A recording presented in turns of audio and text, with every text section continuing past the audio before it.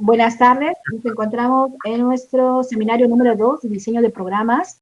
Nuevamente contamos con la presencia del profesor Tiberio. Vamos a continuar con la metodología que ya se ha establecido en el seminario número 1. Recordar que en el chat la metodología es la siguiente: poner su nombre, 2 puntos, control C, y luego control V, y todas sus intervenciones que vayan precedidas de su nombre.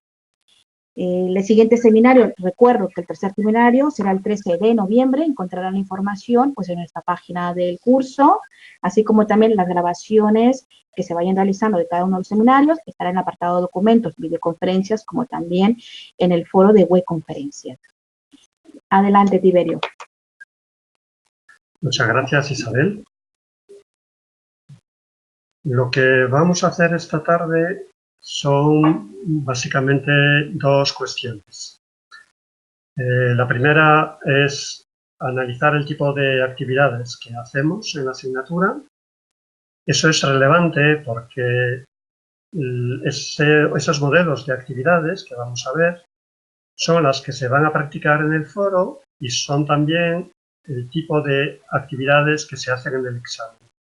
Y la segunda parte de la sesión la vamos a dedicar a revisar y a enfatizar los aspectos más importantes de los 3 temas que hemos visto hasta esta semana.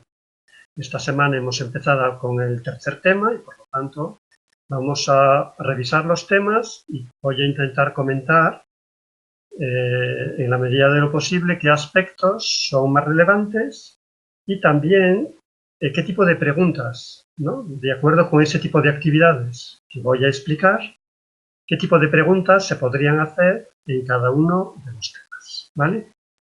Luego terminaremos con una cuestión que ya veréis después, que se titula «Somos seres gregarios». A ver qué significa eso. Bueno, empezaré con algunas cuestiones preliminares. La primera es una colección de libros muy interesante que tiene que ver con diseño para todas las personas y que tiene que ver con el nivel universitario. Aquí en portada tenéis aquí en la diapositiva la portada del manual para periodistas, pero lo hay para muchos otros títulos, para psicología, para educación, para muchos aspectos, para pedagogía, para trabajo social, etc.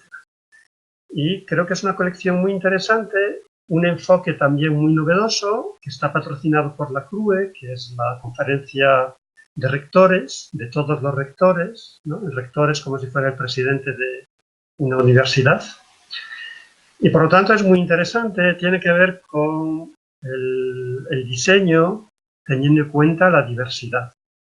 En todos sus términos. Cuando hablamos de diversidad no hablamos solo de discapacidad, hablamos de diversidad de género, de diversidad social, de diversidad etaria.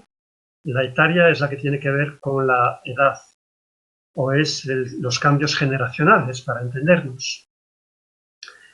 Las diferencias de índole étnica o cultural o socioeconómica, la diversidad en general y cómo reflejar y atender esa diversidad en el diseño.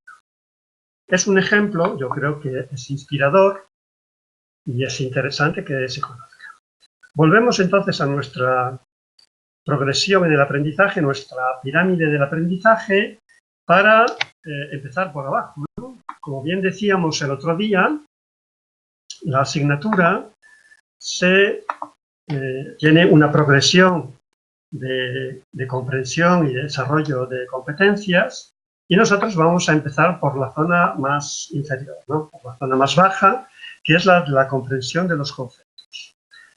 Con el tipo de actividades que abordamos en la asignatura, como vais a ver hoy, pues vamos a ir desarrollando nuevas competencias hasta que al final esperemos que seáis capaces ya de crear vuestros propios diseños.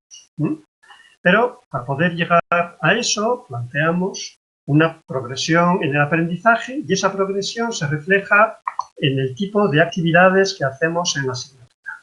Hay 4 tipos básicos de actividades dentro de la asignatura. Hay actividades de naturaleza conceptual, por lo tanto, que son fundamentalmente teóricas. Hay estudios de caso, que significa coger ya un diseño o una parte de un diseño y analizarlo, cómo está hecho, cómo está formulado, cómo está planteado. Luego están las ilustrativas, que básicamente nos pide poner ejemplos. Entonces tenemos que aprender también a poner buenos ejemplos. El ejemplo, como todos hemos sido alumnos en los diversos niveles anteriores y a lo mejor en otra carrera, pues sabemos lo importante que es poner ejemplos. Si te ponen un buen ejemplo, te ayuda mucho a comprender el concepto, ¿no? La definición, o la fórmula o el principio que están explicando. Entonces, aprender a poner buenos ejemplos también es muy importante. Y finalmente, las procedimentales, que es formular, elaborar un diseño por sí mismo. Y eso se puede hacer de forma más mecánica o de forma más creativa, ¿no? Se puede hacer por mimesis, es decir, replicando, reelaborando lo que otros han hecho o lo que hemos leído o lo que hemos visto en otras intervenciones.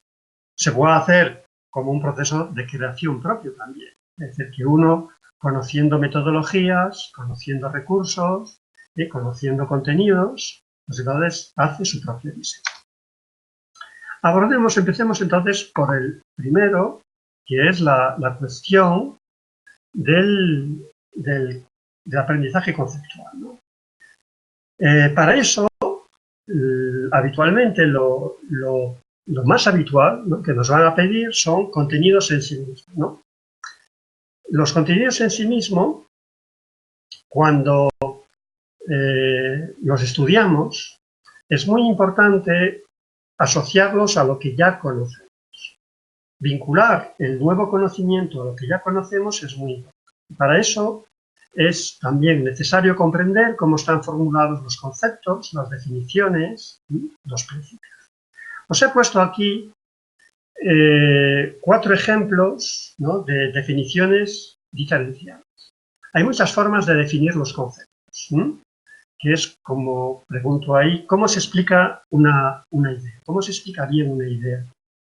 ¿Cómo se define, por lo tanto, un concepto, un principio, una idea? ¿Cómo se define? Y os he puesto ahí 4 ejemplos de 4 conceptos diferentes para que veamos las diferencias a la hora de definir conceptos, ¿no? Si yo os pidiese ahí que me apuntéis en el chat, ¿no?, ¿cómo definiríais una mesa? Poned vosotros ahí una definición. Para que todas las ideas caigan de un golpe, os voy a contar hasta 3 y cuando diga 3 le dais a intro, ¿de acuerdo? No lancéis la idea de forma inmediata, ¿vale? Eso lo vamos a hacer siempre que os ponga ideas porque eso ayuda, facilita a que caigan las ideas y luego cortamos. Solo le damos una vez a intro y nada más, ¿vale? Entonces, lo que os planteo en este caso es que intentéis escribir una definición, por lo tanto una explicación, ¿no?, de qué es una mesa, ¿vale? Lo escribís y a la de 3 le damos a intro y luego revisamos lo que habéis escrito. 1, 2 y 3, ¿ya? Vamos a ver, tenemos aquí unas cuantas definiciones. A ver, dejad de mandar definiciones, ya he dicho 3, se acabó. Es que si el chat anda es imposible regresar, se me mueve para arriba, para abajo. Dice María, mueble formada por 3 o más patas y un tablero. Bien. Lo interesante de estas definiciones sería dárselas a alguien ahora que no supiese que estamos definiendo una mesa, a ver qué dibujaría esa persona, ¿no?, si le decimos eso, un mueble formado por 3 patas y un tablero. Esto solo tiene un problema, por ejemplo, si pone el tablero a un lado de las patas o debajo de las patas, ¿no? Ya ves, María, que ahí te falta alguna cuestión. Pero no es lo importante. Lo importante es que tú has utilizado una definición descriptiva. Es decir, que tú has utilizado has hecho una descripción de una mesa. Y como hay más en ese sentido, pues voy a ir revisando las que veo aquí. Dice Adrián, por ejemplo, mueble que sirve de soporte sobre el cual se colocan objetos. Aquí, a la diferencia de la definición de Adrián con la de María, es que Adrián no describe la mesa, no sabemos si tiene patas, si tiene superficie, ¿vale? Dejad de escribir ahora en el chat, si no se me mueve el chat y no tengo forma de seguir las...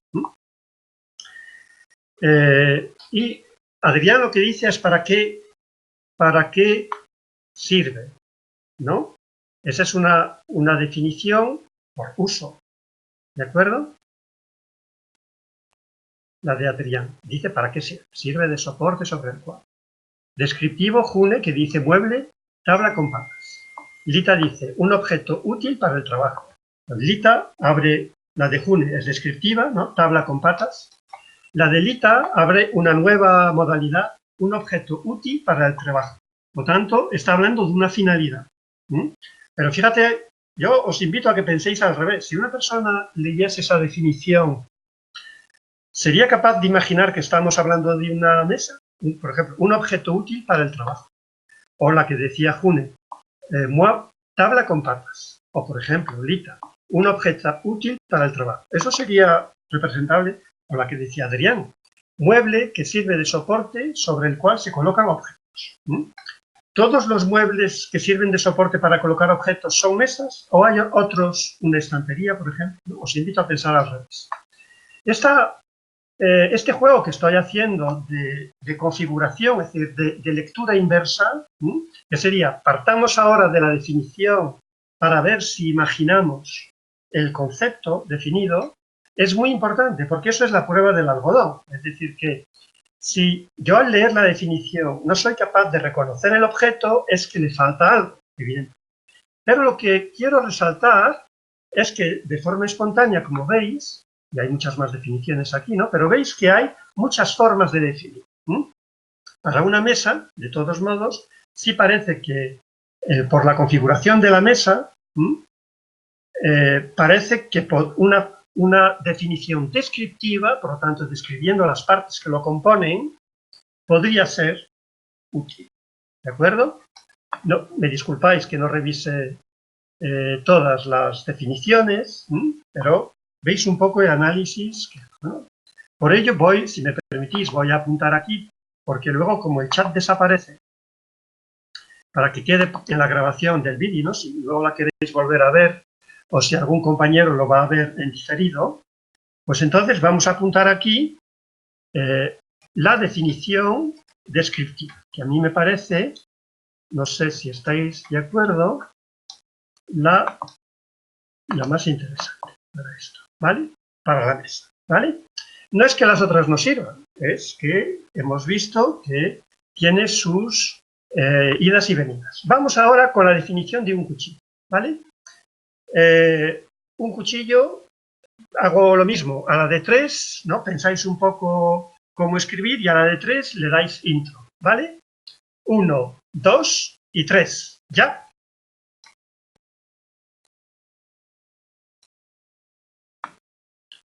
Espero un momentito porque luego tenéis que parar porque si no se me mueve mucho el chat hacia abajo y no recupero las definiciones anteriores. Bien, tenemos por ejemplo aquí Aida que nos dice, voy a intentar coger un poco de definiciones de todo el mundo para que no sea siempre de las mismas personas, ¿vale? Nos dice, por ejemplo, a ver, ¿dónde he cortado aquí? Terminábamos lo anterior cuando tenían que hablar de una definición funcional. Ahora sigo entonces ya con definiciones de cuchillo. Dice Aida, objeto cortante metálico y alargado. ¿Vale? Al revés, ¿identificaríamos un cuchillo? Esa es la pregunta. La gente que trabaja en el campo sabe que hay muchos otros utensilios que responden a esta definición. Objeto cortante, metálico y alargado. Eso coge desde una guadaña, un machete, muchos instrumentos, ¿no? que pueden responder a eso, ¿vale? No quiero que veáis que estoy machacando las definiciones, quiero que veáis el análisis que hago para que aprendamos a definir. Es decir, una definición no puede solo ser de ida, tiene que ser de vuelta. Entonces, de ida significa que es fácil, según lo que imaginamos de un objeto, en este caso de un cuchillo, pensar en una definición. El problema es si alguien, al leer esa definición, va a imaginar el objeto que queremos definir, en este caso, un objeto, ¿no? Pero esa cuestión es lo mismo después a nivel de conceptos, evidente. Nos dice Kiko. Entonces, Aida ha establecido también una definición descriptiva. Nos dice Kiko, utensilio de cocina que usamos para cortar los alimentos. Bien. En cocina también se utiliza tijeras, por ejemplo. Pascuala nos dice, utensilio que sirve, pero bueno, lo que me quedo con la definición de Kiko es que es una definición por uso, es que se usa para cortar, ¿de acuerdo? Por tanto, no importa la forma, la descripción de sus partes, lo importante aquí de lo que dice Kiko es que es por el uso, ¿vale? De la misma forma, Pascuala dice, utensilio que sirve para cortar o pelar alimentos, es el uso, ¿de acuerdo? Adrián, utensilio que sirve, utensilio que sirve para cortar. Bueno, utensilio para cortar, nos dice Laura.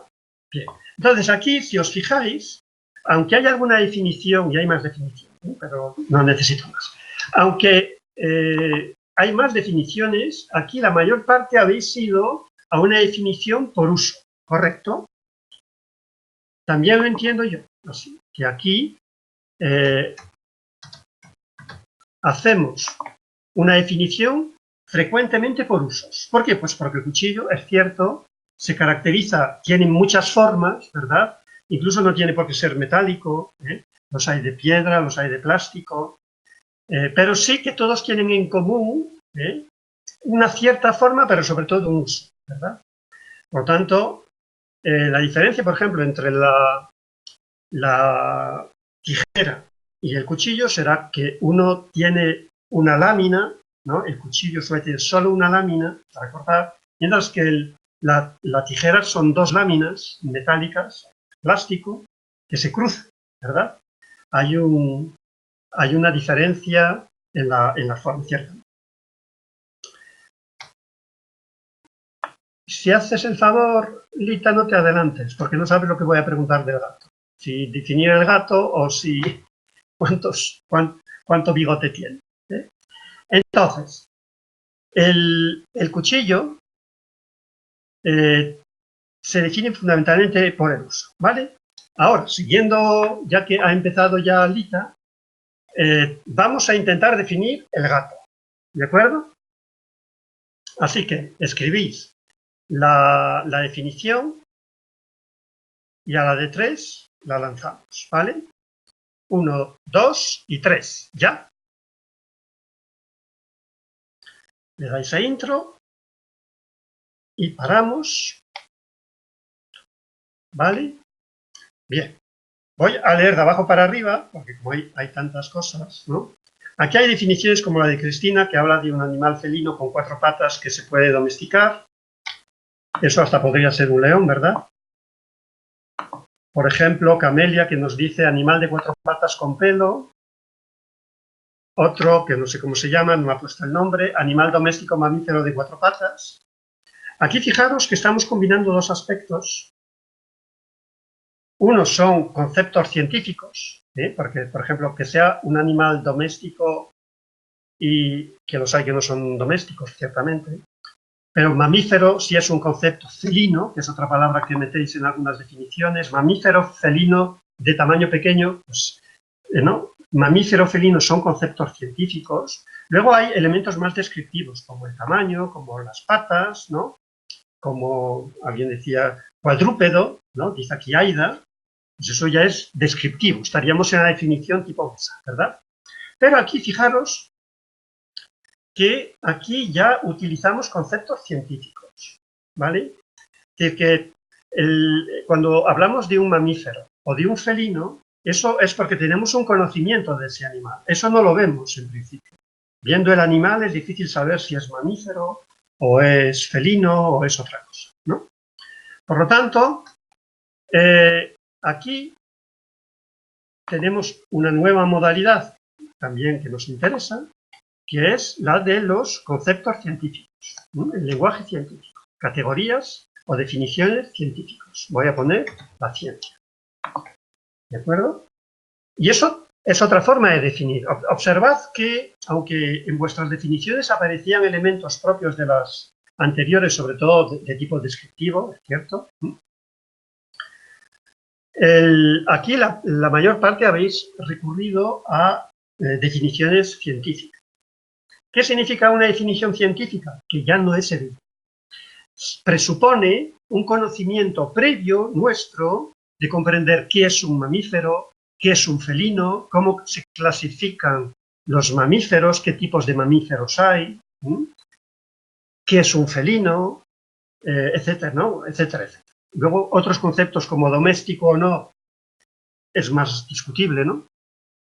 Pero siguen siendo conceptos científicos, ¿no? Atribuibles a un conocimiento previo. Es decir, que yo viendo el animal como tal, en una fotografía, es difícil deducir esas cuestiones.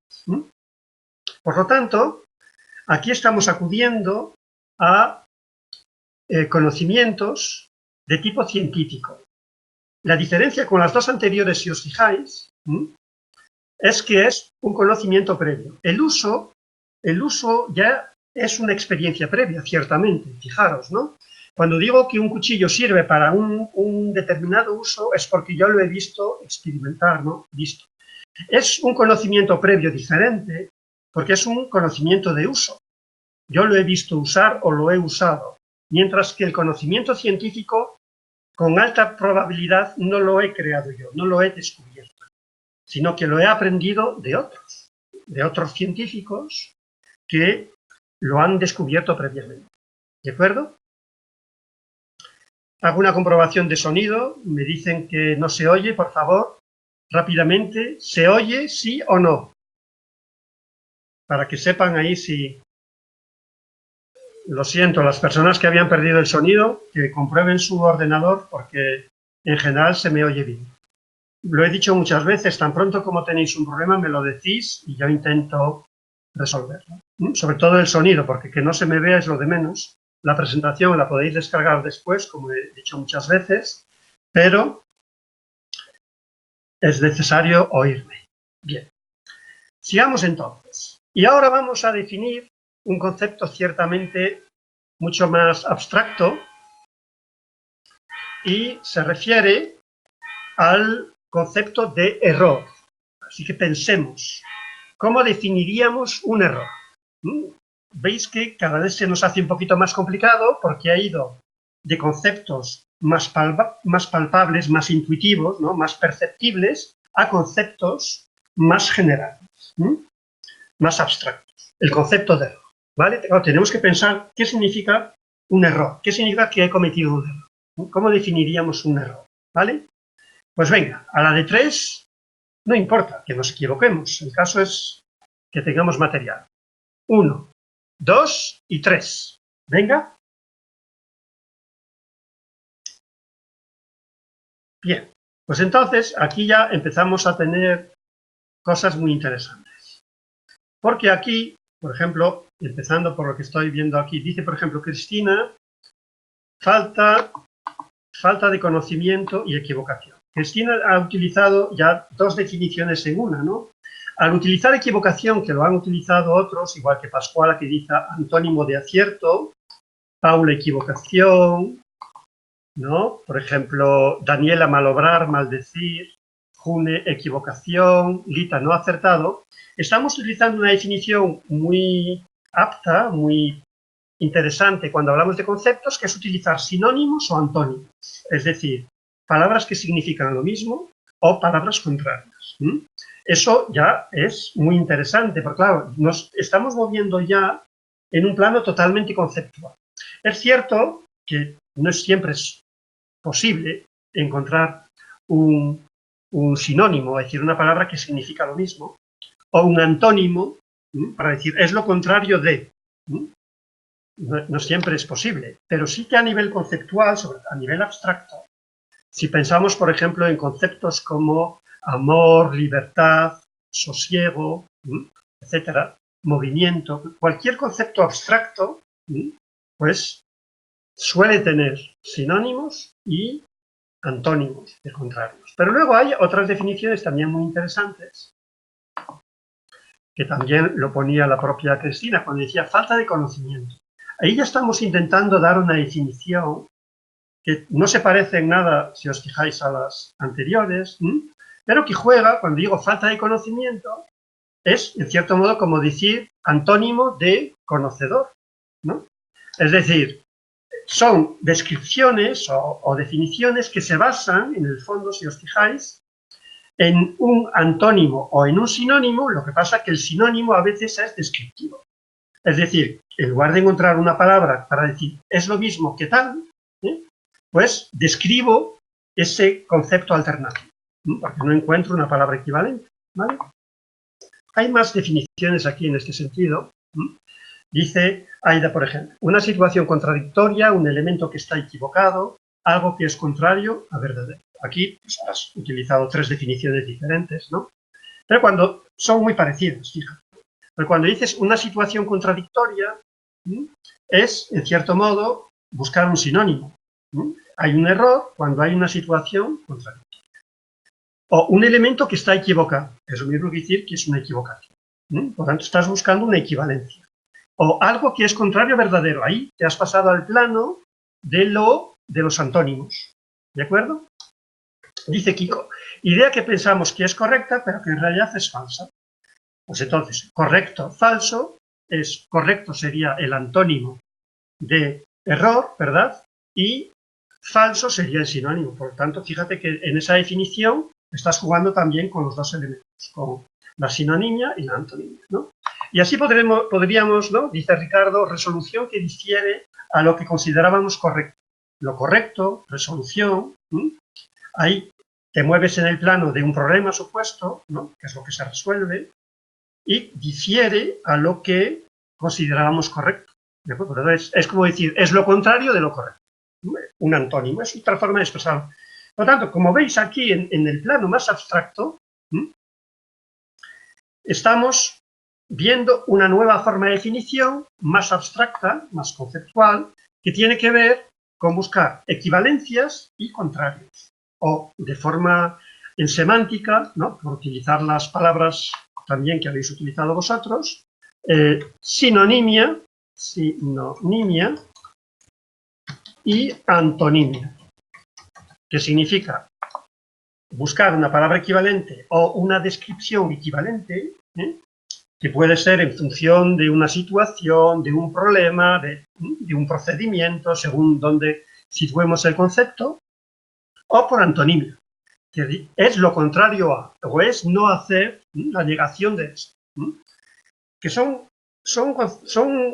nos puede parecer diferente, pero en definitiva es lo mismo, ¿no?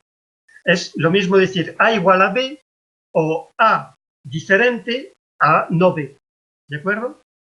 Es decir, la doble negación, que es la antonimia, es lo contrario de su contrario, y la sinonimia es una equivalencia directa, ¿no? Es igual a, ¿de acuerdo? Y aquí lo que tenemos, fijaros, es muy interesante este trabajito que hemos hecho, porque nos va a ayudar, cuando vayáis estudiando, tenéis que ir pensando de qué forma, aquí hemos recapitulado básicamente las formas más útiles para nosotros de definición. Una es descriptiva, por ejemplo, cuando leáis en qué consiste, cuáles son los elementos de un diseño, y hablamos de objetivos, contenidos, recursos, actividades, metodología, evaluación, temporalización, espacio. Pues estoy haciendo una definición descriptiva. Estoy diciendo de qué partes consta un diseño. Cuando hablo del uso, ¿no? Pues del uso, por ejemplo, se va a utilizar, va a ser muy aplicable a todo lo que son medios, recursos. Pues, ¿qué es un medio? ¿Qué es un recurso? Pues lo voy a definir por su uso, ¿de acuerdo? O la metodología, ¿para qué sirve una metodología? ¿Para qué sirve la evaluación? Fijaros que estas se definen probablemente muy bien por su uso, por su finalidad, ¿para qué sirve? Los conceptos científicos se van a aplicar normalmente cuando estemos en en ámbitos muy abstractos, muy científicos, muy técnicos, como por ejemplo cuando hablamos de diagnóstico. ¿Qué es un diagnóstico? O, por ejemplo, cuando hablemos de la propia definición de diseño, la propia definición que dan otros autores o la que doy en el libro, por ejemplo, eso es parte, esa es una pregunta que de hecho cayó en septiembre, o en febrero pasado, no recuerdo, que era precisamente explicar las partes de la definición. Pues entonces, ahí se utilizan conceptos científicos, ¿de acuerdo?, para definir qué es un diseño, y así sucesivamente. O por ejemplo los tipos de leyes que hay. Pues entonces, en el caso de las leyes, ¿cómo se definen los diferentes tipos de leyes? Si es un real decreto, si es una ley de un parlamento autonómico, una ley del gobierno central, si es una orden, etcétera, etcétera. Todo eso, ¿cómo se define? Pues ahí os vais a fijar que ahí, ¿no?, es, en cierto modo, por el uso, porque se refiere a el uso es quien la maneja, por tanto, quién la crea y quién la aplica. Si la aplica un ayuntamiento, un ministro, el parlamento, etcétera, etcétera, ¿no? El parlamento, según sea con mayoría absoluta o con mayoría simple, etcétera. Entonces, ahí tenemos, por ejemplo, ¿no?, hay que pensar cómo definimos, en ese caso, por ejemplo. O, por ejemplo, por sinonimia y antonimia, que sería diferente, por ejemplo, eso de aplicarlo a las leyes, a los tipos de normas, ¿no?, que es un tema que ya hemos visto últimamente, pues, sin embargo, sinonimia y antonimia podría venir muy bien, por ejemplo, para definir qué es un objetivo. ¿De acuerdo? Un objetivo. Se podría definir por el uso para qué sirve el objetivo, o también buscar sinónimos de objetivo. ¿Cuál podría ser un sinónimo de objetivo, por ejemplo? O de recurso, como he dicho, o de actividad, por ejemplo. Así que tenemos que pensar, cuando aprendamos y cuando tengamos que explicar conceptos, en cuál es el tipo de definición que vamos a dar. ¿De acuerdo? Y eso nos va a ayudar mucho a estudiar bien y a expresar bien ese tipo de respuestas. El siguiente del que os quiero hablar, perdón, he metido la pata, he regresado. A ver, ahora sí es este. El siguiente del que quiero hablar es cómo se analiza un hecho. Esto tiene, las primeras son actividades conceptuales, estas son estudios de caso. El estudio de caso es analizar un elemento que ya existe. Puede ser un texto, puede ser una parte de un diseño, por ejemplo, una actividad, puede ser un anuncio de una actividad, puede ser un recurso, de los muchos que publican muchas instituciones, ¿no?, recursos para la igualdad de género, ¿no?, o actividades, ¿no?, unidad didáctica para, por ejemplo, el reciclado, etcétera, etcétera. Hay muchos materiales, pues cualquiera de esos materiales o una parte de esos materiales podría ser un estudio de caso. Un estudio de caso también puede ser un ejemplo real de algo que ha sucedido, de una casuística que ha pasado en una clase, en un taller, en un encuentro, en un conflicto, y analícese eso y qué tipo de intervención haría falta o cómo responderíamos a esa situación. Entonces, ese tipo de situaciones son lo que llamamos estudios de caso. ¿Cómo abordamos eso? Pues vamos a coger un ejemplo, ¿de acuerdo? Y luego vemos cómo aplicamos esta metodología de análisis que pongo aquí. Supongamos que nos plantean, lo más fácil aquí es plantearnos un conflicto en un taller. Hay un educador social que está llevando a cabo un taller sobre igualdad de género y plantea unas actividades. Tenemos que imaginar que estamos hablando con adolescentes, con jóvenes entre 16 y 18 años y este educador social hace ahí unos talleres en una asociación o en una asociación de vecinos o en el instituto y plantea una serie de debates, ¿no? Y hay ahí un conflicto que se genera entre un chico y una chica, pero para generar más debate, pues vamos a plantear cómo tendría que resolverlo, ¿sí? Y el conflicto que se plantea es que la chica cree que las chicas deberían asumir roles diferenciados por ser mujeres y el chico cree que no, que pueden asumir todos los mismos roles. Y entonces se monta un conflicto, una pelea entre ellos allí, una discusión de tono elevado, y ese es el caso que analizamos. Pregunta, ¿cómo abordaríamos, cómo creéis que debe abordar el educador esa situación? ¿Vale? Entonces, lo primero que tenemos que hacer es describir lo que está sucediendo, ¿de acuerdo? Identificar el contexto, ¿vale? Quiénes están, qué están haciendo y qué sucede realmente, ¿de acuerdo? Esa es la descripción. La tenéis en mente, imaginamos la situación, identificamos los elementos. Si tuviéramos el texto escrito, sería subrayar en el texto los elementos que describen la situación. Si fuera un vídeo, pues sería hacer una identificación dentro del vídeo, ¿no? Si tuviéramos una grabación de una simulación o de una situación real, sería escribir, ¿no? los elementos que van apareciendo. Y luego tenemos que identificar, es muy importante, identificar aquellos elementos relevantes,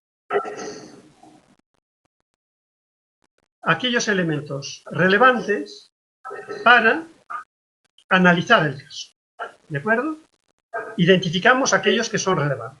Y yo os pregunto ahora, de esta escena que os he planteado, ¿qué creéis que tenemos que identificar como elementos especialmente críticos o relevantes? Pregunto. Se oye eco porque hay una persona que ha entrado que tiene que hacer el favor de cambiar su rol, pero no sabría decir quién. Acaba de entrar una persona y la última persona que ha entrado, que está aquí con cámara, que es apellida Garrido, que es lo que vemos aquí, tiene que pasar al segundo plano para que no se escuche eco. Ahora tiene que estar bien, ¿no? ¿Se escucha bien ahora? Vale. Bien, pues venga. Identificamos entonces, como decimos, identificamos los elementos críticos aquí en la escena. Una persona aquí había puesto una cosilla, María había puesto la procedencia sociocultural de los implicados en la disputa.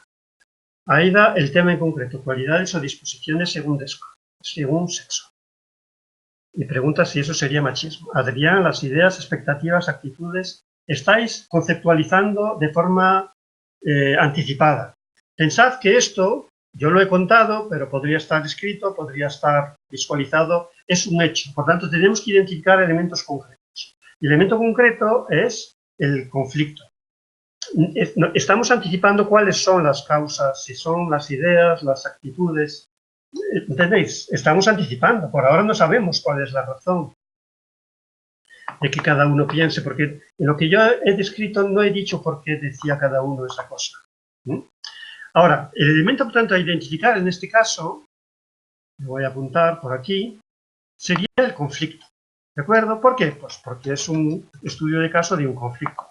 En otro caso, por ejemplo, si fuera un recurso, pues habría que ver cómo está compuesto el recurso, cómo se puede utilizar. Si fuera una página web, por ejemplo, que describe una actividad, cuáles son los elementos que están, ¿no? descritos dentro de esa página web y ver, en función de lo que me pregunten, qué es lo que me están pidiendo. ¿De acuerdo? ¿Vale? Ahora, tenemos que relacionar ese elemento identificado con lo que me preguntan. El elemento a identificar siempre está en función de lo que le preguntan. Si yo aquí preguntaba cómo tendría que responder, ¿no?, o actuar el educador social, es evidente que tiene que responder al conflicto, que es lo que estoy planteando. Pero si estuviéramos hablando, por ejemplo, de un material de Cruz Roja sobre igualdad de género o lucha contra la pobreza o lo que fuese, a lo mejor estoy planteando un recurso o una actividad o un material, ¿sí? Y entonces la pregunta sería, ¿y para qué cómo se puede aplicar esto a este entorno? ¿O cuál es la metodología que tú recomendarías para utilizar este recurso? Entonces, lo que yo tengo que identificar está siempre en función de lo que me preguntan, ¿de acuerdo?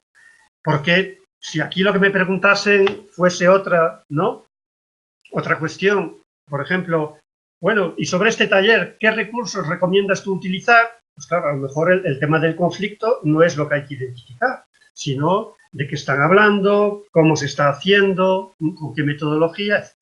¿De acuerdo? Luego, lo que yo identifico está, en este caso el conflicto, está siempre en relación con lo que pregunto. Y por eso es necesario relacionarlo. ¿De acuerdo? En este caso, relacionarlo con la respuesta o con el comportamiento del educador. ¿De acuerdo? Siempre está, en este caso, lo relacionamos con, ¿de acuerdo?, con lo que preguntamos. Es muy importante poder establecer esa relación. Y ahora, en función de eso, estaría la respuesta. Se presupone que necesitamos tener un bagaje teórico. Por eso, el estudio de caso no se puede hacer sin conocimiento teórico. Porque yo ahora, para poder responder a la pregunta, ¿cómo debería actuar el educador social?, necesito saber cómo actúan los educadores sociales. Porque si no, yo no puedo responder esta pregunta, ¿vale? Y ese es un conocimiento que tengo o porque lo he leído, lo he visto en un vídeo o lo he visto en escena, quiero decir, he visto hacerlo en la práctica. Pero tengo un conocimiento previo para poder responder a esto, ¿vale?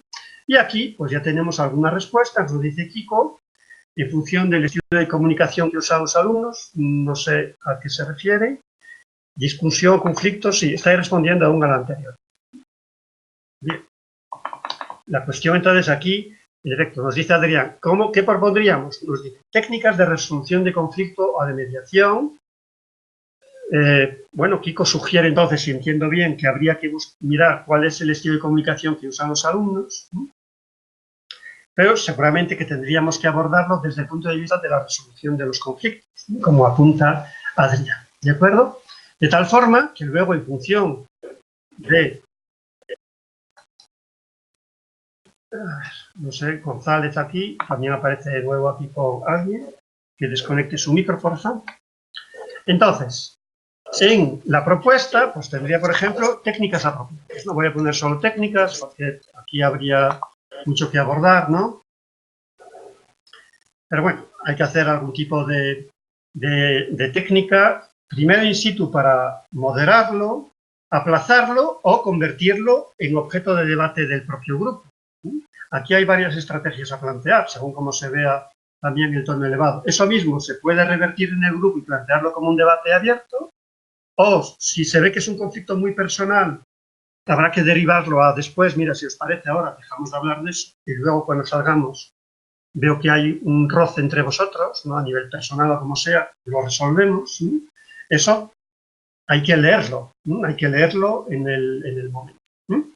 Pero también cabría la posibilidad de revertirlo y de convertirlo en tema de debate o de analizar de mayor profundidad, ¿no?, entre todos, ¿vale?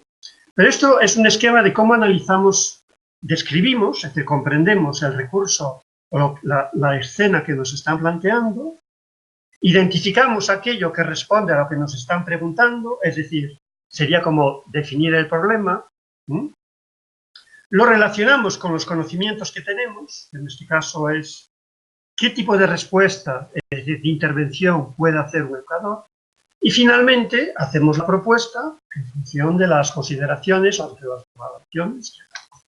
¿Vale? Esto sería la forma de abordar un estudio de caso. El tercero, como decíamos, tiene que ver con poner buenos ejemplos. Para poner buenos ejemplos voy a tomar aquí también algunos ejemplos más, algunos algunas casuísticas para que vosotros hagáis aportaciones. En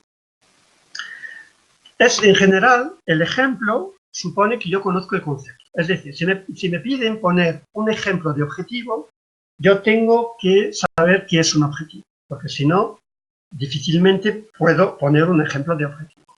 Si me piden poner un objeto de técnica escrita de evaluación, yo tengo que entender qué es la evaluación y cuáles son las técnicas escritas que puedo utilizar.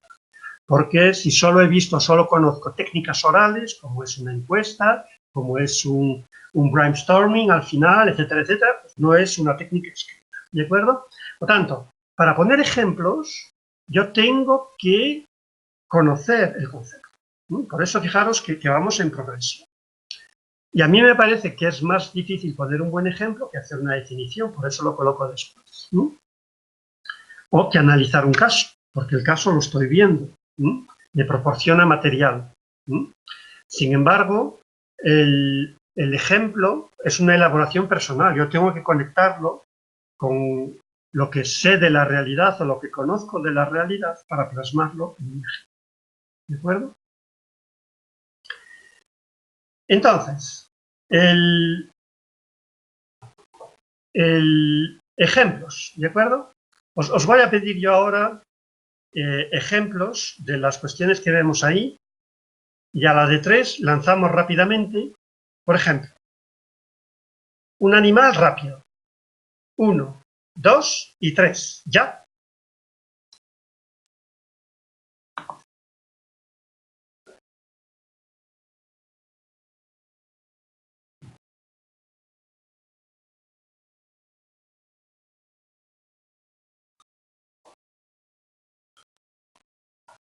Bien. Y aprovecho para poner una chaqueta que aquí está retrascando. Retomemos aquí. No voy a dar los nombres para ser más rápido. Leopardo, guepardo, lince, galgo, gato, puma, liebre, guepardo, avestruz. No, el guepardo y el leopardo se repiten mucho, el león, el puma. Bueno, pues entonces, aquí los ejemplos que habéis puesto son de animales concretos. Aquí la definición que habéis dado es de un ejemplo de un animal concreto. ¿Vale? El animal rápido, fijaos que es una categoría. Todos los que habéis dicho son animales rápidos, pero solo habéis dado un ejemplo. El ejemplo es una muestra de la categoría, del conjunto. ¿De acuerdo? Esa es una forma. Es como si tuviera diversas cajas con botones de formas y colores y tamaños diferentes y cojo un ejemplo, un botón de la caja que me pide. Por ejemplo, botones rojos pequeños. Los cojo y redondos, por ejemplo. Cojo de la caja de los botones rojos pequeños y cuadrados, cojo un botón. Una muestra. Un animal concreto. Veamos ahora otro ejemplo. Os voy a pedir un ejemplo de monumento interesante. 1, 2 y 3. Ya. La Alhambra, la Sagrada Familia, la Mezquita, Chichén Itzá, la Casa Batillo será, ¿no? Me falta una ahí, creo. La Mezquita, el Arco de Triunfo de París, la Sagrada Familia. Bien. Aquí, de nuevo, habéis puesto la Giralda, habéis puesto ejemplos. Una muestra dentro de la categoría, un monumento concreto. Aquí la diferencia con el anterior es que el anterior se basa en un concepto objetivo, porque la rapidez se puede medir, mientras que el interés de un monumento es algo totalmente subjetivo. Es decir, que cada uno ha puesto un monumento en función de lo que a él o a ella le parece interesante, pero a lo mejor a otra persona no le parece interesante. ¿De acuerdo? Por tanto, en este caso, a diferencia del anterior, que es un muestreo objetivo, vamos a decir, lo voy a poner aquí, muestreo es tomar una muestra, ¿no? Objetivo porque los animales es cierto que pueden ser más o menos rápidos, pero se puede medir la velocidad en este caso es un muestreo subjetivo. Es decir, hay cuestiones, ¿no? En este caso, de ejemplo, que son subjetivas. En este caso, en el caso del interés es evidente, ¿no? Porque es evidente que el que le puede interesar a uno no le interesa. Y ahora veamos un ejemplo de artrópodo colorido. 1, 2 y 3. Ya.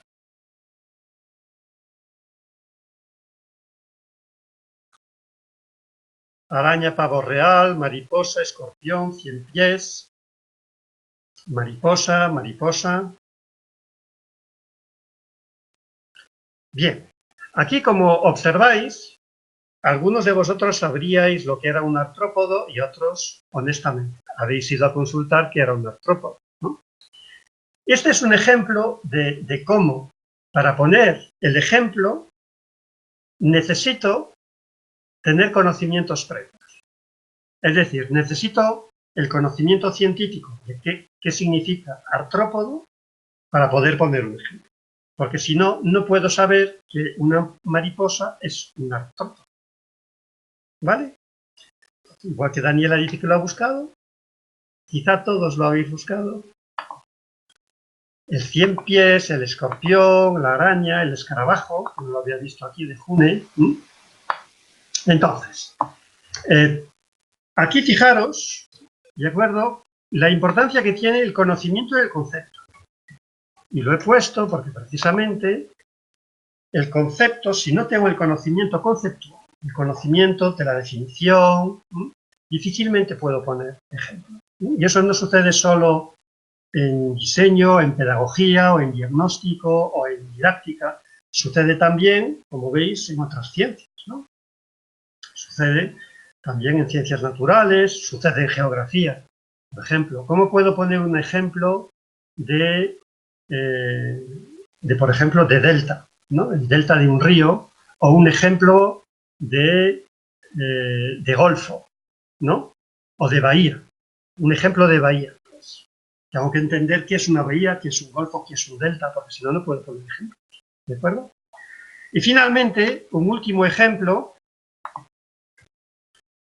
de un inmigrante ilegal.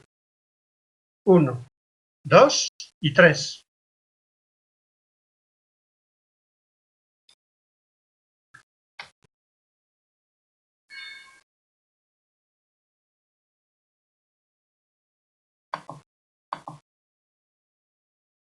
A ver, ¿dónde está por aquí? Sin derecho de residencia, dice Camelia, una persona que no tiene papeles en un país que no es el suyo.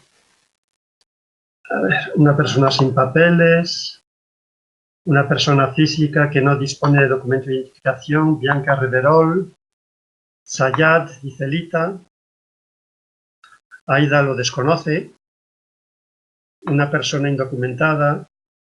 Bien, aquí me interesa que me aclare, Aida, cuando dices que lo desconoces, ¿a qué te refieres? Aida ha puesto que desconoce un ejemplo de inmigrante ilegal. Ah, no conoces a nadie. Muy bien. Bueno, pues la que más se ha aproximado es a Aida, porque yo tampoco conozco a ningún inmigrante ilegal. La última parte de esto es una pequeña trampa, y es que no hay personas ilegales. Hay personas indocumentadas o en situación irregular o ilegales según las leyes de un país, pero ilegales no se puede aplicar a una persona, claro está. Ilegal será que le falta papeles o que nosotros no los aceptamos, ¿no? Pero las personas como tal no somos legales o ilegales, ¿no? O vosotros sois legales, ¿no?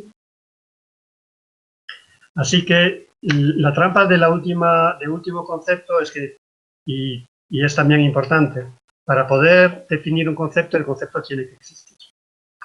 El concepto que no existe no se puede definir. ¿De acuerdo? Disculpad por la trampa. ¿Vale? Continuamos entonces, y el último tipo de preguntas, de actividades que vais a hacer en esta, es cómo se formula una propuesta. Todo lo que llamamos actividades procedimentales, que es de formulación. Formular objetivos como actividades, actividades y recursos, actividades y evaluación, evaluación y temporalización, o el espacio y el tiempo, definir el espacio y el tiempo de una actividad, ¿no? La descripción espacial y la temporalización. Todo eso, diseñar, lo que vais a hacer en el cuaderno de trabajo, que es hacer un diseño, eso es formular propuestas. Utilizamos mucho la palabra formular para decir que redactamos un objetivo, una actividad, un proyecto, eso es formular. ¿Y cómo procedemos en esos casos? Es muy importante, nos puede pillar en cualquiera de estas fases de la cadena, ¿no? Cuando trabajamos y en el cuaderno intentamos representar el conjunto, ¿no? Y el conjunto significa empezar por la... A ver, si me permitís coger un color aquí, de rotulador. Empezar por identificar... ¿Qué mal se ve esto? Vamos a ver. No he cogido el rotulador adecuado. Tampoco. A ver. Ahora creo que sí. Identificar la necesidad. Eso es muy importante. Siempre todo lo que hacemos parte de necesidades. Por tanto, es necesario, aunque sea redundante, identificar qué es lo que necesita una persona para darle respuesta. En base a esa necesidad establecemos el objetivo. Luego aquí ya hay un primer nivel de coherencia. Fijaros que al final se pide, ¿no? Y comprueba la coherencia, claro, porque esto es una cadena que un elemento va empujando o va demandando el siguiente. Determinadas necesidades me obligan a poner determinados objetivos. Y determinados objetivos a identificar los componentes, ¿no?, que necesito aplicar, es decir, qué tipo de recursos, qué tipo de metodología, qué tipo de actividades, de qué forma lo voy a evaluar, cuándo lo voy a hacer, dónde lo voy a hacer, los componentes del diseño. Y en base a eso, redactar la propuesta. Esta parte de redacción es lo que genéricamente hablamos formulación. La formulación de un objetivo, la formulación de una actividad, etc. Por lo tanto, esta cadena, que es identifico las necesidades, planteo objetivos, para lo cual diseño una propuesta, tiene que guardar, insisto mucho, este elemento del final, coherencia entre ellos. Es decir, no puedo plantear cualquier objetivo, sino que el objetivo está en función de las necesidades que tengo. En función de los objetivos que me propongo, los medios de los que dispongo, ¿no?, del lugar, del tiempo que tengo, muchos determinantes, es una de las cuestiones que ya hemos visto estos días, en estos temas anteriores, está precisamente identificar los componentes del diseño. Lo he puesto así para sintetizar, es decir, ¿con qué metodología voy a intervenir? Pues dependerá qué tipo de personas, qué nivel de lectoescritura, qué edad, en qué ambiente se mueven, rural, urbano, jóvenes, si están con mucha tecnología o no, móvil, etc. Todo eso son susceptibles de ser utilizados. Entonces, identificar los componentes, ¿no?, los recursos, la metodología, qué tipo de actividades, cuándo las voy a hacer, dónde, etc. Eso es hacer el diseño. Que redactamos, formulamos, y ahí también damos recomendaciones en el libro de cómo escribir bien un objetivo, cómo redactar bien una actividad, etc. Sobre todo eso regresaremos en seminarios futuros, porque habréis visto que eso es una pregunta muy habitual en los exámenes, lo que no significa que en febrero vaya a caer, pero es una pregunta muy habitual. Y muy habitual porque es muy importante formular adecuadamente un objetivo, un recurso, una actividad. Y finalmente comprobar la coherencia entre ellos. ¿De acuerdo? No sé quién pregunta ahí, no se pedía un inmigrante, no, lo que pedía la pregunta anterior era un ejemplo de persona ilegal. A lo que he dicho que no hay personas ilegales, por tanto no podemos poner el ejemplo, ¿vale? Volviendo a lo que nos ocupa aquí en pantalla, es que cómo se formulan, por lo tanto, todo lo que es procedimental, todo este tipo de actividades de poner objetivos, actividades, identificar necesidades, ¿no? Todo eso solo se puede hacer si identificamos bien las necesidades. Si no identifica las necesidades, es imposible diseñar. Quiero decir que hacemos un diseño de corte genérico que va a tener muchas posibilidades de salir mal, para entendernos, ¿no? Quiere decir que las necesidades, ¿cómo se identifican? Pues dependerán de la edad de las personas, del medio donde vienen, de su nivel formativo, de cuánto tiempo llevan viviendo ahí, porque no es lo mismo una persona que ha nacido en la ciudad y que ha crecido, ¿no? Y me la encuentro con 18 años, a uno que ha vivido hasta los 17 en el medio rural y llega ahora a la ciudad, uno que ha vivido en otro país y llega ahora con 17 años. ¿Me explico? Entonces, la edad en sí solo es un factor, pero no es suficiente. Hay que saber también cuánto tiempo lleva aquí, su nivel formativo, su nivel de dominio del idioma, por ejemplo, sus intereses, sus necesidades, de para qué quiere estudiar, si tiene claro que quiere estudiar o no, a dónde quiere ir, si tiene expectativas de formación, qué quiere estudiar, de futuro, etc., si quiere trabajar. Entonces, eso es detectar necesidades, ¿de acuerdo? Y normalmente cuando os pedimos este tipo de actividades se contextualizan en un entorno, en un tipo de proyecto o con un tipo de población, si son jóvenes, si son mayores, si son migrantes, si son mujeres, si son jóvenes y tantos, ¿no?, matices que se pueden establecer. Por lo tanto, es importante identificar, esa es una pieza clave, y analizar. Eso tiene mucho, por lo tanto, de punto de partida como el estudio de caso. Hay que saber analizar. Es que el estudio de caso se queda en otras cuestiones. Aquí, a partir de ahí, hay que poder formular, redactar, expresar objetivos, actividades, recursos, evaluación, espacio, tiempo, mecanismos de seguimiento, de mantenimiento. Todo eso lo iremos viendo poco a poco. En definitiva, lo que yo quería aquí es explicaros un poco cómo funciona cada tipo de actividad, ¿vale? Y ahora, muy rápidamente, quería revisar un poco cada uno de los temas y sobre los temas daros algunas indicaciones de qué puntos en cada tema. No voy a explicar los temas porque me llevaría varias horas, evidentemente, pero sí quiero, por lo menos, resaltar qué tipo de preguntas se pueden hacer. De estas cuatro tipos de preguntas que hemos visto anteriormente, y no os preocupéis que regresaremos sobre eso. En el foro se están haciendo actividades, ¿no?, de ejemplo de esto, y volveremos sobre esto también en seminarios futuros. Y por lo tanto, yo lo que quiero aquí es ver de cada tema qué me parece, qué tipo de actividades me parece que son más probables de sacar, ¿sí? ¿Se pueden sacar los cuatro tipos? Se puede sacar. Lo que pasa es que algunos salen más forzados, ¿entendéis? Entonces yo voy a hablar de qué es más probable. No significa que no pueda salir cualquiera de los tipos, para entendernos. Una pregunta conceptual se puede hacer, una pregunta teórica, se puede hacer de cualquier tema. Eso lo podemos dar por supuesto. ¿De acuerdo? A partir del momento que hay un texto escrito, yo puedo preguntar de un autor, de una definición, de los componentes de un elemento que se describe en el libro, ¿no?, de un tipo de diseño, de una definición, de un concepto. Preguntas teóricas puede haber de todo, ¿de acuerdo? Esa quizá es la más estable a lo largo de todos los temas.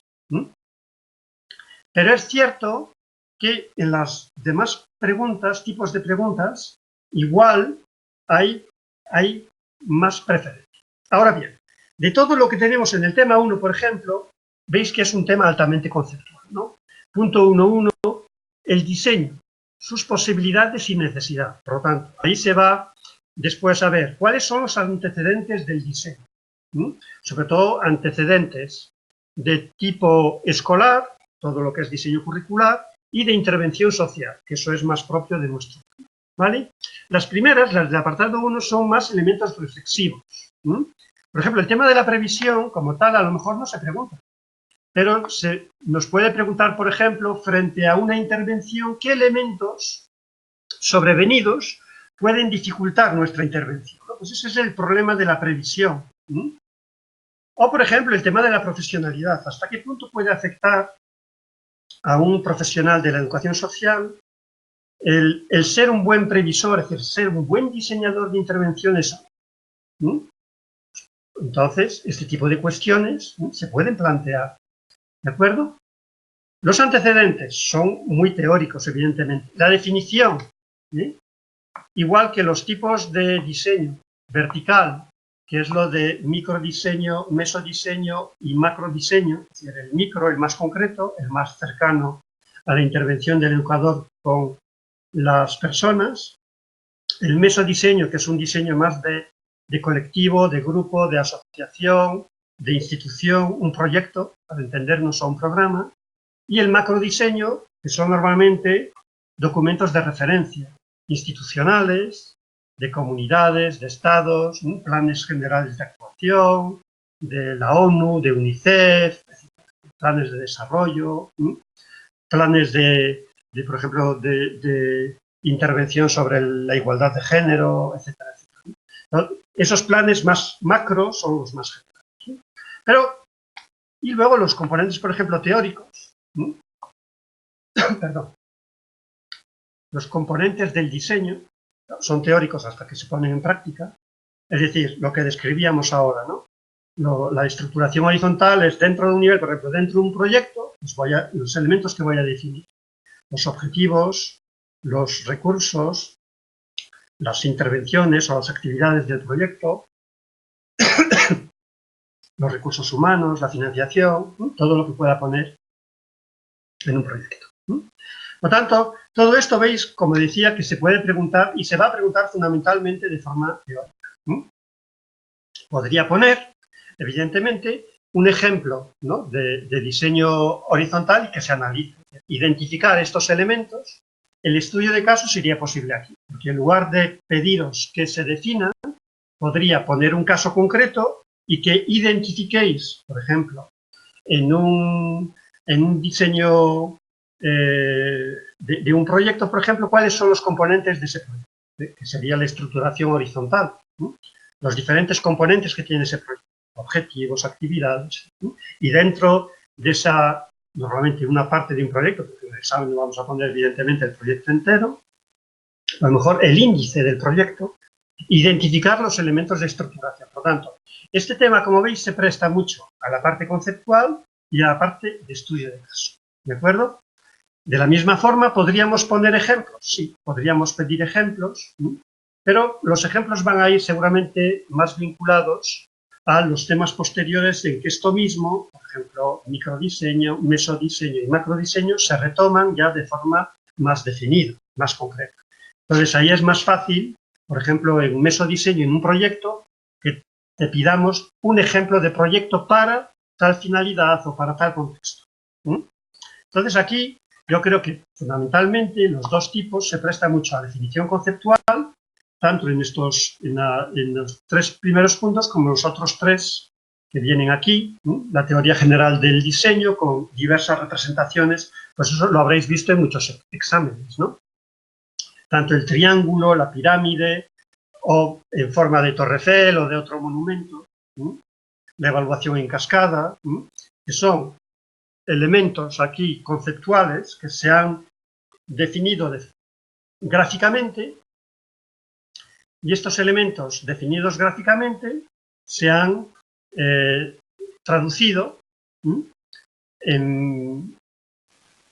Es un concepto, pero representado de forma visual, ¿entendéis? Pero hay que entender el concepto para poder representar. ¿Por qué se utiliza el triángulo, por ejemplo, o la pirámide? Pues porque tiene, o la Torre Eiffel, ¿no?, que lo habréis visto en algún examen, porque son monumentos, son elementos que claramente son de lectura vertical. Y por tanto, para describir, ¿no?, el microdiseño, el mesodiseño y el macrodiseño, es un elemento, ¿no?, identificable en términos de tamaño o de altura, son monumentos que se prestan a eso. Mientras que la cascada tiene más que ver con el paso a un nivel inferior, a un nivel más concreto, etcétera, con formas diversas de entender la evaluación, ¿vale?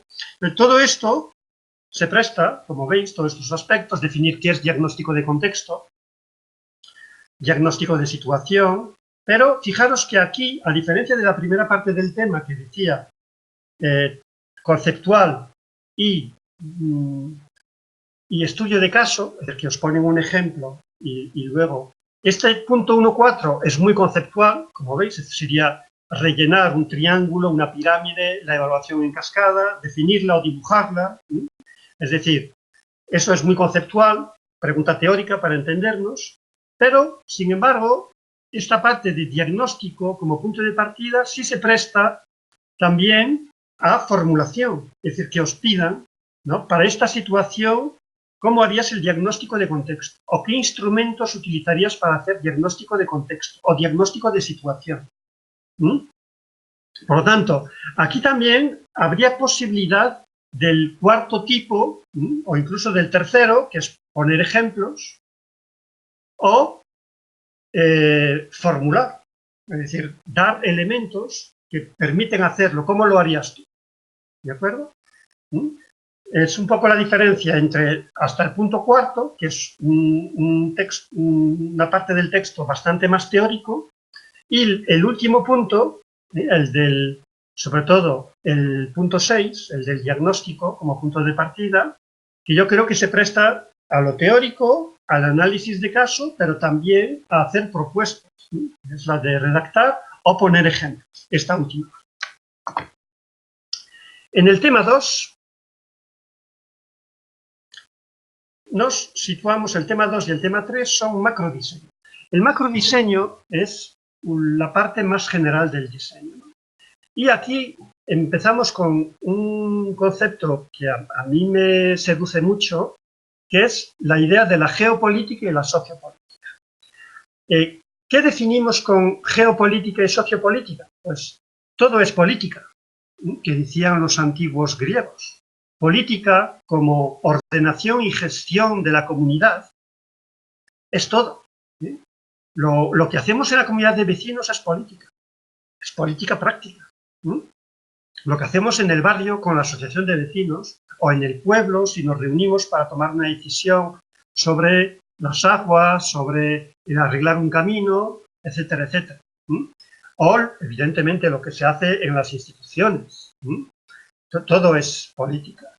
Y, por lo tanto, a mí me parece importante discernir, que no significa que sean contrarios, simplemente que son cuestiones diferentes porque nacen de entidades diferentes, lo que es la política generada por el Estado, en nuestro caso por el Estado democrático, que anteriormente no lo fue, es decir, por el Estado como institución en los diferentes niveles. Y eso, fijaros que no termina en el Estado llamado España, en el Estado español, sino que tiene estructuras superiores, porque también hay política institucional en la Unión Europea. Es un marco de decisión política y es institucional. O, por ejemplo, en la ONU, cuando se reúnen los representantes de países para tomar decisiones sobre conflictos bélicos, invasiones, lo hemos visto hace poco, ¿no? Lo vemos con demasiada frecuencia en muchos casos, ¿no? Entonces, esto de la parte política institucional, que después hablaba del Estado español, pero luego está la comunidad autónoma, está la comarca en algunos lugares, hoy en otros está la Diputación Provincial o otro tipo de entidades, ¿no?, que pueda haber en las islas, por ejemplo, tienen también otro tipo de entidades, ¿no?, para cada isla. Y luego tenemos las comarcas, los ayuntamientos. Todo eso es política institucional. A eso le he llamado geopolítica. ¿Por qué? Porque si os fijáis en la descripción que acabo de hacer, se va dibujando de forma territorial. De forma territorial. He hablado de la ONU. La ONU es planeta Tierra. He hablado de la Unión Europea. La Unión Europea es continente europeo. He hablado de Estado español. Eso es un territorio. He hablado de comunidad autónoma. Y tu comunidad autónoma es un territorio. Que a su vez luego se divide en provincias o en otro tipo de entidades, ¿no? Que a su vez se dividen en ayuntamientos o en comarcas primero en algunos sitios y en ayuntamientos después, ¿no? Por lo tanto, todo eso, fijaros cómo tiene base territorial y por eso le hemos puesto por delante geo que significa tierra, territorio. Por tanto, la geopolítica es la organización política vinculada al territorio, que fundamentalmente es de corte institucional. Es de corte institucional, ¿de acuerdo? Y la otra parte, el tema 3, estamos esta semana con él, es el de la, lo he puesto mal aquí, no es geopolítica, es sociopolítica. Me voy a corregir. Eso fue al duplicar la diapositiva. Se nos ha ido. Vamos a tachar aquí.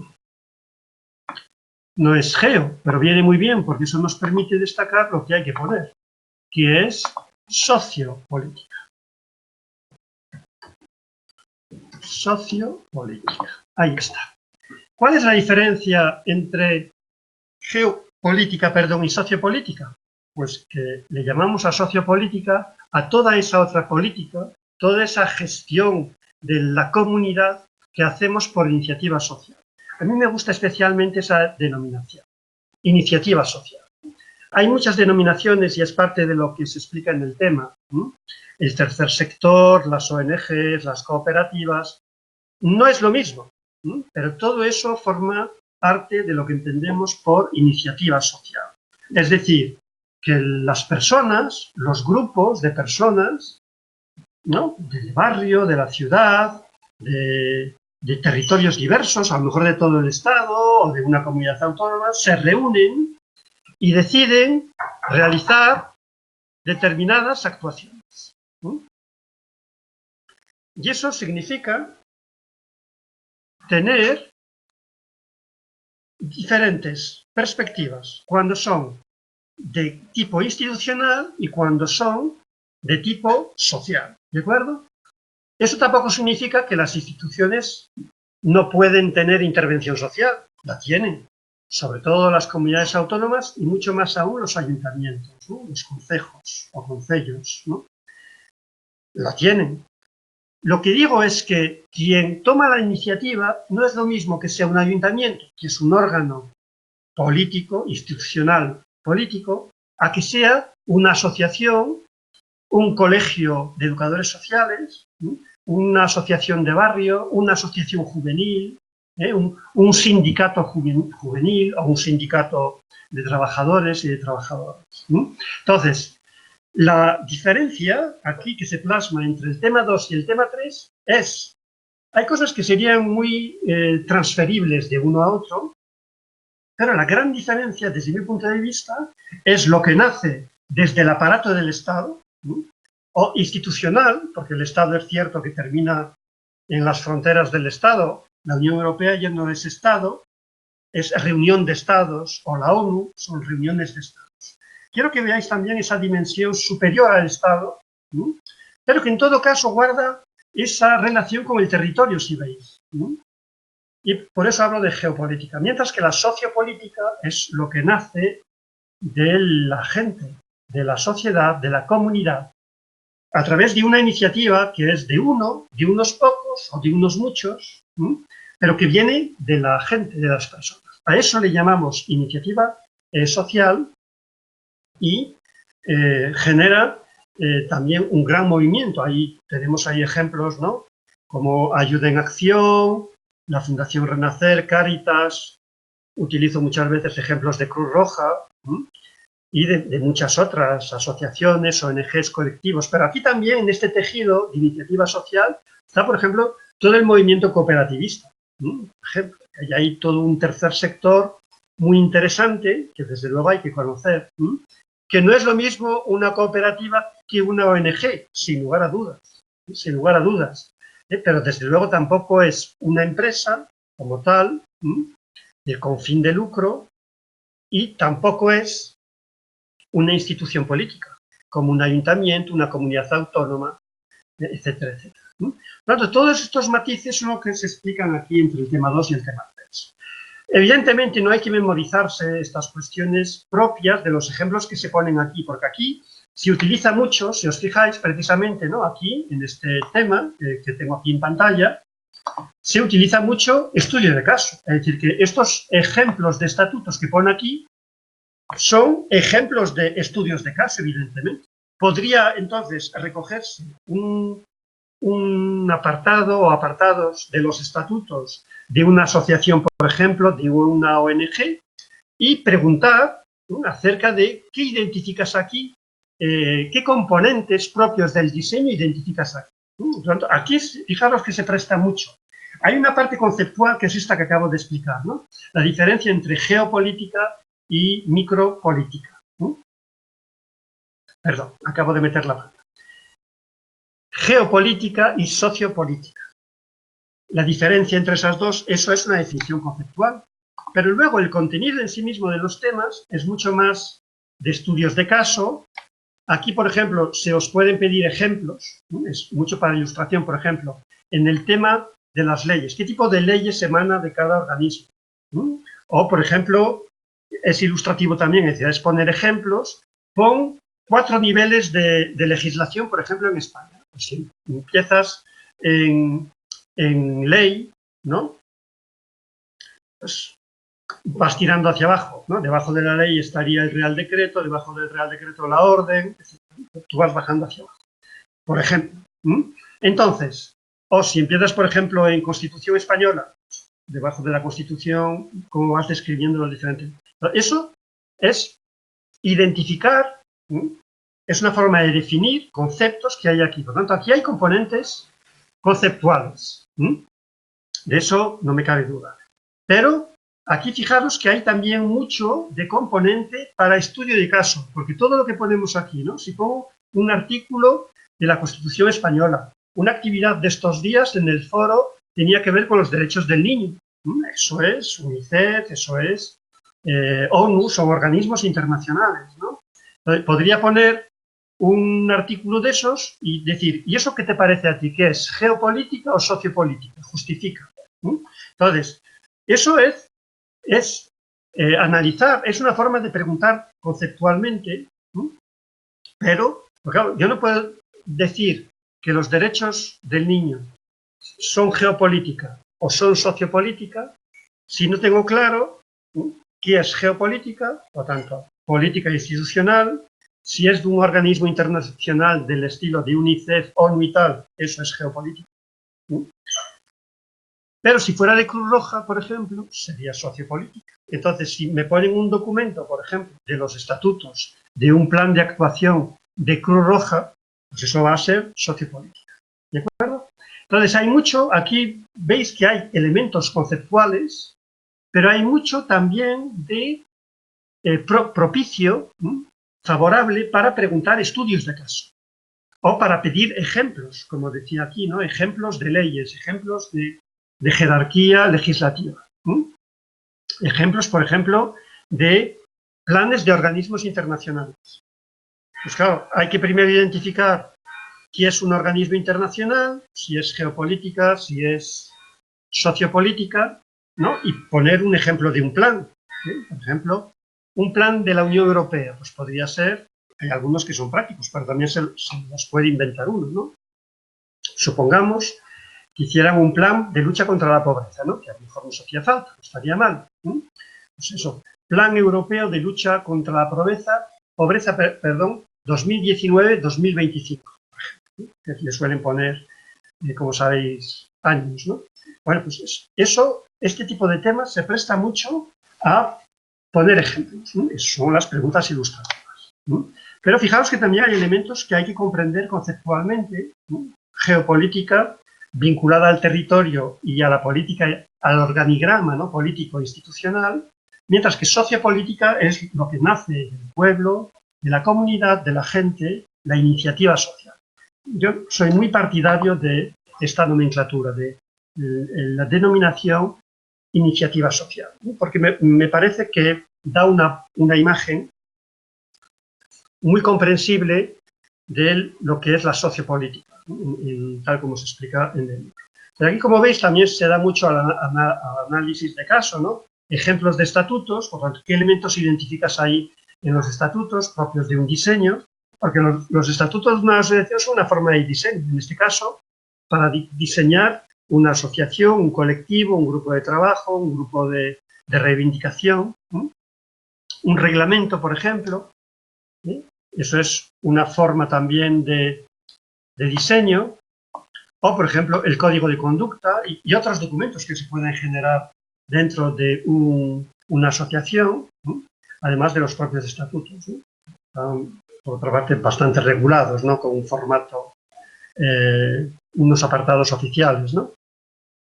Esto tenía especial interés, además, en explicarlo, cómo se crea una asociación, ¿no? Por eso se explica después, más adelante, perdón. Porque yo creo que esa es una cuestión que los educadores y las educadoras sociales, bien para ellos mismos, para conformar grupos, ¿no? De trabajo, les puede venir bien constituirse o os puede venir bien constituidos como asociación, pero también para favorecer el asociacionismo en determinados colectivos. A lo mejor puede tener interés en un momento determinado estimular la creación de una asociación entre un grupo de jóvenes, entre la gente de un barrio que quiere reivindicar algo, entre un colectivo de personas que procede de determinado origen o con determinado problema compartido, el que sea.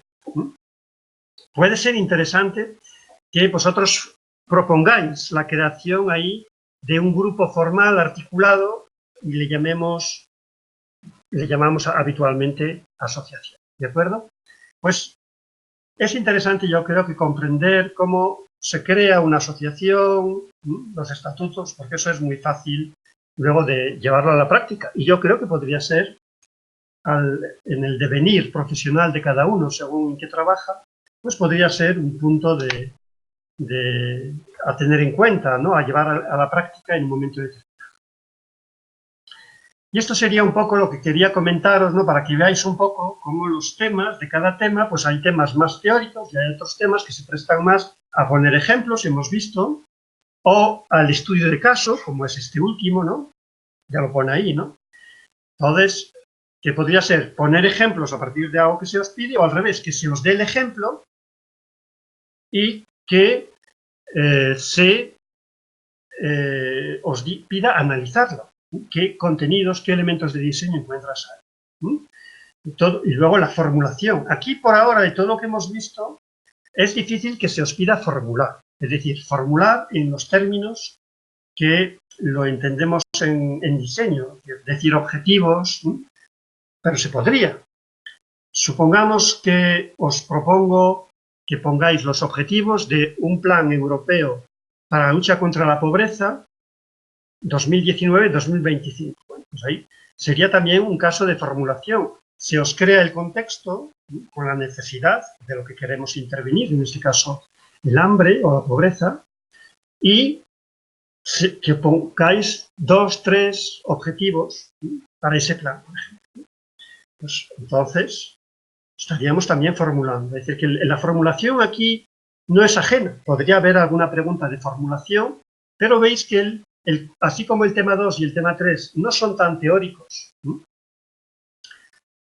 evidentemente, hay algunos componentes teóricos que he comentado, pero no son temas típicamente teóricos, mientras que el primero sí es altamente teórico, de mucha definición, de mucha descripción conceptual. El 2 y el 3 son mucho más de estudios de caso, aunque también es cierto que hay matices teóricos importantes, ¿no? Como entre geo y sociopolítica, como decía. Pero se prestaría mucho, por ejemplo, al estudio de caso a poner ejemplos, como decía, ahí de leyes, de objetivos para un plan, poner ejemplos, ilustrativas y estudio de caso, ¿vale? Y seguiremos haciendo esto también para ayudaros un poco a enfocar el estudio y a centraros un poco en los temas y también saber cómo abordarlo, ¿no? Que es lo que pretendía también con la explicación de los tipos de actividades, ¿no? Para que entendamos bien todos los tipos de actividades. Y ahora, para terminar, os presento a este señor. No sé si conocéis. ¿Alguien conoce a este señor?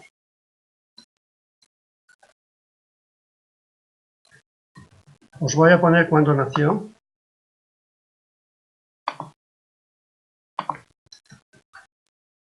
En esta fecha nació. Tiene, por lo tanto, 73 años, ¿no?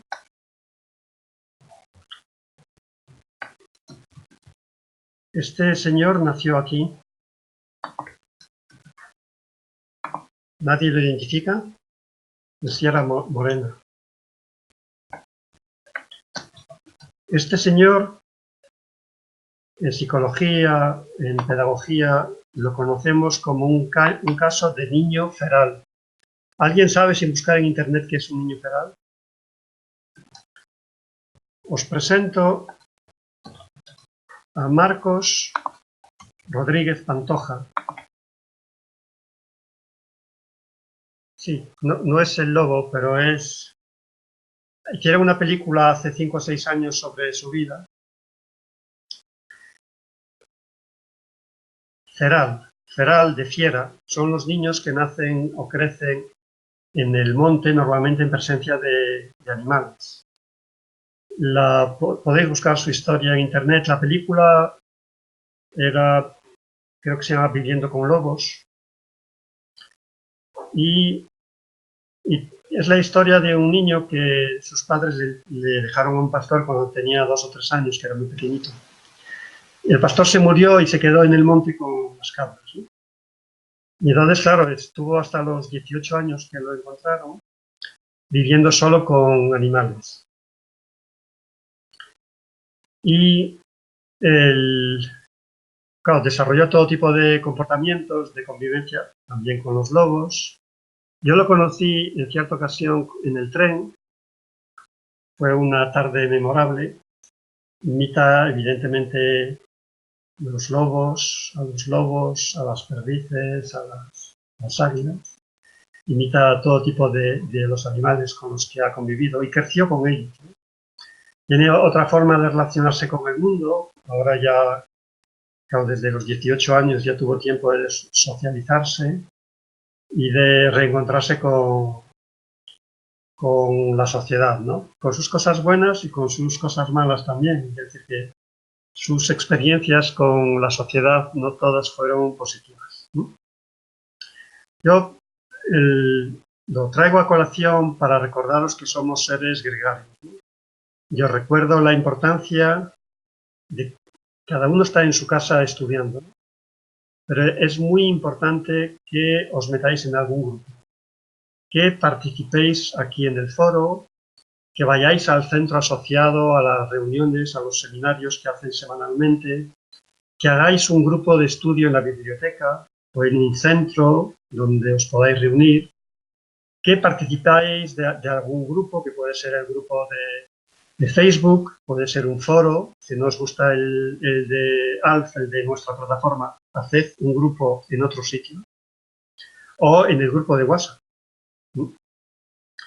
Insisto mucho en esto porque sé que los estudiantes que se integran, que forman parte de grupos, que estudian en equipo, tienen muchas más posibilidades de salir con éxito que de abandonar. Entonces es muy importante que intentéis desarrollar esa parte gregaria, ¿no? Gregario significa comunitario. Somos seres gregarios, somos seres que vivimos en común. Y es cierto que cuando estudiamos hay una parte del tiempo que tenemos que pasar solos, estudiando, porque lo que estudia mi vecino no se me queda a mí, eso está claro, por lo menos cuando yo estudiaba. Pero es importante que tengáis grupos para resolver los problemas, animaros, motivaros, intercambiar materiales, etc. Eso no significa que uno no tenga que ser honesto, ¿de acuerdo? Y por lo tanto, eso no significa que uno tenga que piratear nada o que pasarle el trabajo de uno a otro. Yo creo que uno puede ser honesto, pero, sin embargo, también puede ayudarse mutuamente, que es lo que se pretende. Ayudarse mutuamente. Tener un grupo al que uno, cuando se desmotiva, tiene donde compartir, buscar ayuda. Si puede ser presencial, muy bien. Si tiene que ser virtual, pues también muy bien. Hay muchas herramientas hoy para poder formar grupos virtuales. Entonces, yo creo que en eso no hace falta que os dé muchas explicaciones, ¿vale? Y con eso, y con este recuerdo para el señor Marcos, don Marcos, ahí donde los haya, pues despedimos la sesión de hoy, pero no sin antes recordaros que estamos aquí para ayudaros y también para responder a las preguntas.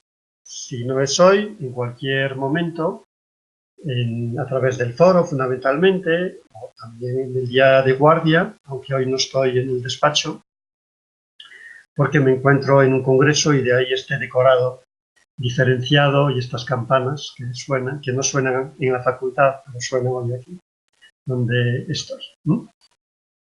Si tenéis alguna pregunta ahora, pues también podéis hacerlo ahora o en el foro cuando lo creáis oportuno, ¿de acuerdo? Estamos aquí en una cosa en Ourense que se llama el Ourense Rural Summit, que es un encuentro para intentar reflexionar sobre cómo podemos mejorar el medio rural. Así que también en esas cuestiones nos movemos, ¿vale? Pues nada, espero que haya sido de provecho y cualquier duda, a lo mejor ahora quedáis pensando, cualquier duda que tengáis la podéis formular a través del foro, seguimos con las actividades y muchos ánimos. Hasta dentro de 15 días, como decía Isabel. Hasta luego.